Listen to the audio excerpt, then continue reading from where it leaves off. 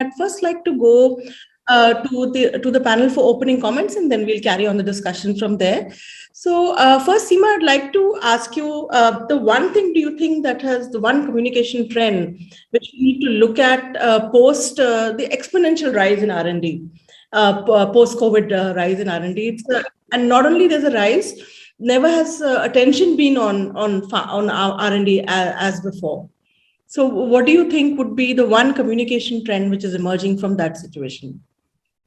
Yeah, so one very prominent trend that I have seen is that people are now willing to invest in understanding science. I mean, there was a time, and I remember, people would just avoid getting into the details. But today, if you see the common man, the way they have followed through the entire vaccine development cycle that has happened, and the way people have started investing time in understanding the science behind what is happening, is something which is absolutely unprecedented, just as the pandemic was.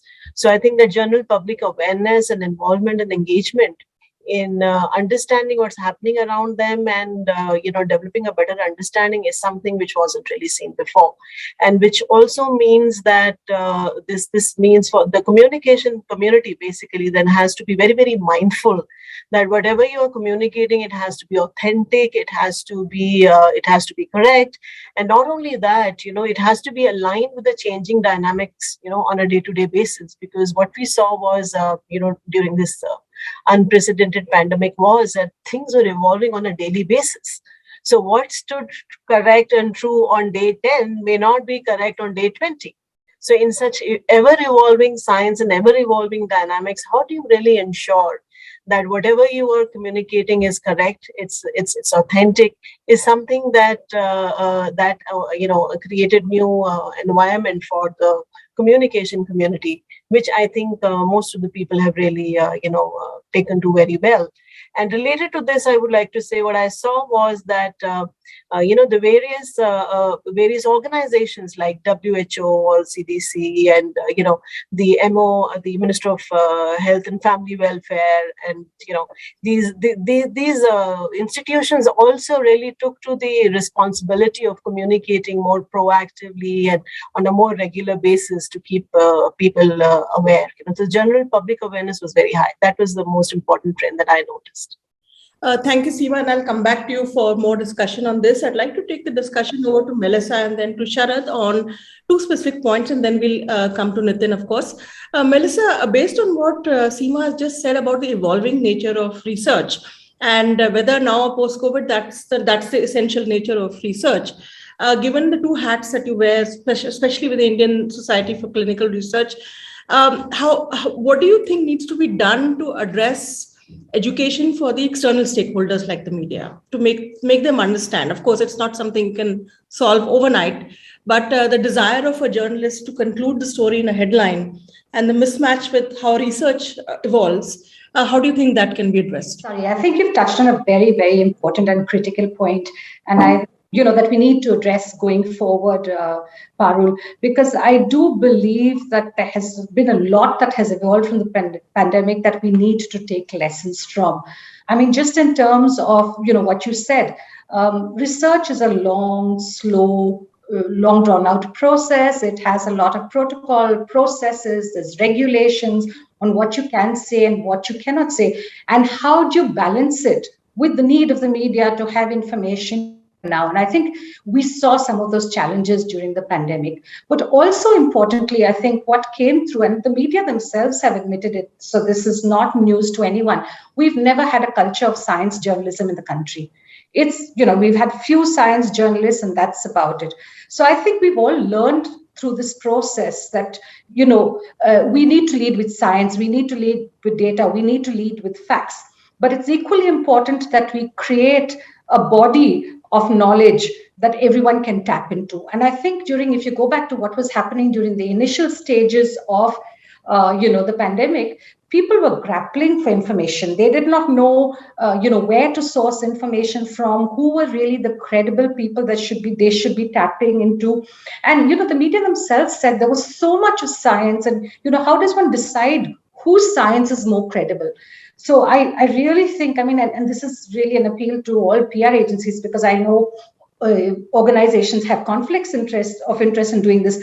But I think it would be great if we could set up a body really of opinion leaders, who can provide information, guide people, correct misinformation, and be able to provide perspectives and context around developments. Like Seema said, what happened yesterday is not true today. What happens today is not true tomorrow. It's a very dynamic industry. And I think everybody needs context. And what we were missing is really very strong narratives around science during this period. So I think creating a council of trusted and credible medical and science spokespersons for R&D is extremely important. Thank you, Melissa. That gives me a perfect intro into Sharad. Sharad, when we were discussing these issues before, ahead of the panel discussion today, what are your views on how the whole debate for science issues has opened up, and how do you think that's an unprecedented opportunity for communicators? So I'm going to do two things. I was waiting for this. So the first thing I'm going to do is I'm going to change my backdrop. And I thought this would perhaps be even more opportune and more relevant if you can see what's behind me. Absolutely. This is something that we actually started when the pandemic first broke out, and a bunch of pharma companies came together, and Pfizer did as well. And very early on, we said, we've got to have that faith in science, and science is what's going to win. And we've kept this line behind us ever since, and it's kind of proven to be true. To your question, and I really reflect also on what Melissa was saying and also what Seema was saying, I think a few things have fundamentally changed. I think, first of all, the familiarity with science, the appetite for science has gone through the roof. I mean, whoever knew words like, PCR tests and antigens and antibodies and viral load and, the serum positivity. And today people do. It's incredible. People have got involved in this communication so much over these last 1.5 to 2 years that to me, it provides the most perfect platform for all of us to build on this and make sure that this interest, this comprehension of what science is, it should not go waste. I see today reporters who would have never thought about writing on medical science are today writing on medical science. I mean, you've got finance reporters, corporate reporters, journalists who used to only cover certain kind of beats, now talking about COVID and, immunization and coverage and seropositivity and how, we could be delivered from the economic slump and all of that. So I think it's really spread far and wide, and that's terrific. To me, the other amazing thing that's happened is, what all of us health communicators have been talking about, and especially people who've been engaging with the government, is this whole health-seeking behavior. I think that is now so prevalent. Today, you have people who are aware of public health. They are aware of communicable diseases. They are aware of things like vaccination and immunization. So overall, this whole health-seeking behavior that I am aware, I do require good health care.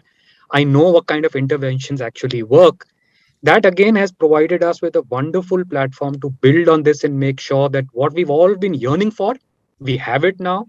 How do we build on this momentum and make sure that we are going forward a health-seeking, health-getting, health-focused community and society? I think these are two very fundamental changes. Thank you so much, Sharad. I think you just called it out. It's a health-seeking behavior. Is no longer, they're still doing that, but they're not asking their neighborhood doctor or a family member who's a doctor, just tell me on the phone what medicine to take and I'll do it that way, which is a huge issue in India.